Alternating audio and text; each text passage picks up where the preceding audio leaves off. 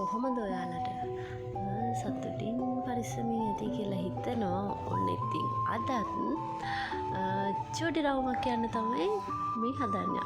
මේ ඉතින් උදේ පාන්දරත් නෙවෙයි ඉතින් 6:00 විතර ඇති මේ නම් අපි ඉතින් යනවා අපේ චූටි බාබාගේ අම්මලාගේ ගෙදර. ඒ කියන්නේ අපේ ගමේ. අපේ ගම කියන්නේ මගේ ගමේ. ඉතින් යන්නේ නම් චූටි වැඩකට. ඒක ඉතින් ඉස්සරහට බලා ගන්න පුළුවන් මේ ඔයාලට.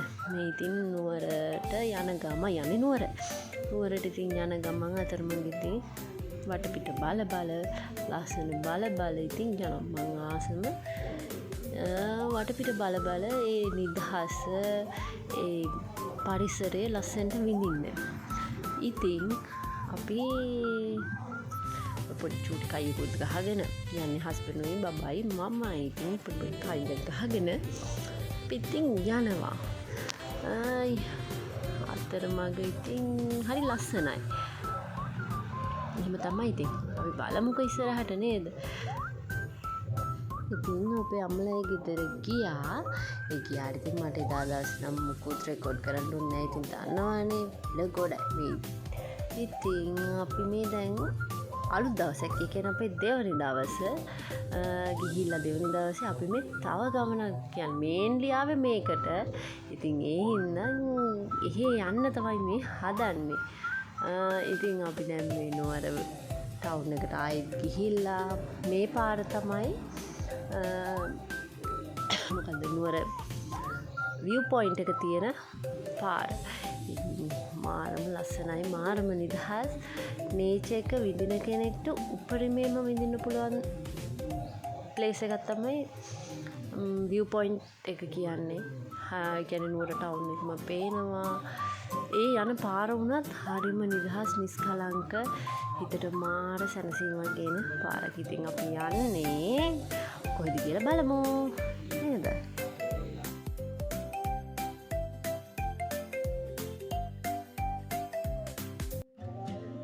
ඉතින් අපි ආවේ පෙරහදනේ බොටැනිකල් ගාඩන් එක බලන්න.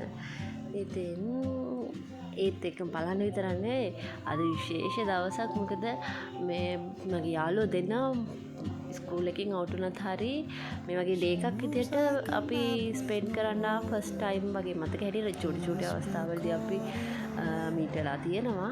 ඒ වුණත් ඉතින් අද තමයි හරියටම අපිට නිදහසේ ඇවිල්ලා නිදහසේ වාඩි වෙලා කතා කර hina වෙලා සතුට වෙන්න තිබ්බ දවස. ඉතින් හරි ලස්සනයි එදා. ඉතින් අපි දවසම කාලා හරි ජොලියේ හැමදේම ලස්සනට විඳපු දවසක්. ඒක ඉතින් අපේ ජීවිතේට මතකයක් නේද? ඉස්කෝලේ යාළුවොත් එක්ක ඉන්නවා කියන්නේ ආයෙත් ඉස්කෝලේ කාලෙට ගියා වගේ තමා. මොකද ඒ hina ඒ හැමදේම අපිට හරි ආදරණීය කාලයක්. ඉතින් මේ වගේ ලස්සන මල් තිබ්බා, වවුල්ලු හිටියා, හරිම ලස්සන. හැබැයි ඉතින් මම හිතන්නේ දිට්ටස් උලිකුණාට පස්සේ පෙරදිනේ ගාඩන් එක ටිකක් වෙනස් වෙලා තියෙනවා කියලා හොඳටම දැනෙනවා අපිට ගියා. මොකද කලින් අවස්ථාවල ගියා ඒකට ඊට වැඩිය ලස්සනට තිබ්බා. මේ සැරේ ඉතින් තාම ඒක නැවත යථා තත්ත්වයට පත් වෙන ගමන් හින්දා මම හිතන්නේ එහෙම වෙන්න ඇති කියලා හිතනවා. මේ ඉතින් අපේ චූටියා පේනවනේ දඟ මල්ලක්. දවසම ෆොටෝස් තමයි ඉතින් අපේ ලයිෆ් එකේ මතකය විදිහට අපි ඉතුරු වුණේ. චූටි මැස්සකුත් ආවා. ඉතින් මොනවා කරන්නද? වැස්සත් එක්කම අපි වැස්සත් අරගෙන ඉතින් මේ දවස් හරි ලස්සනට විඳලා ලස්සනට මතකයන් එකතු කරගෙන ගෙදර ඉන්න පිටත් වුණා. ඔන්න අපේ චූටි බිම්මල. ඉතින් එයා වැස්සත් එක්ක හරිම සතුටින් කාලය වින්දා. ඉතින් අපි දැන් එහෙම ඉඳලා චුට්ටක් වටපිට ඇවිදලා ලස්සන බලලා ගෙදර එන්න පිටත් වුණා. ඉතින් ඔන්න ඔහමයි අපේ එදා දවස ඉවර වුණේ.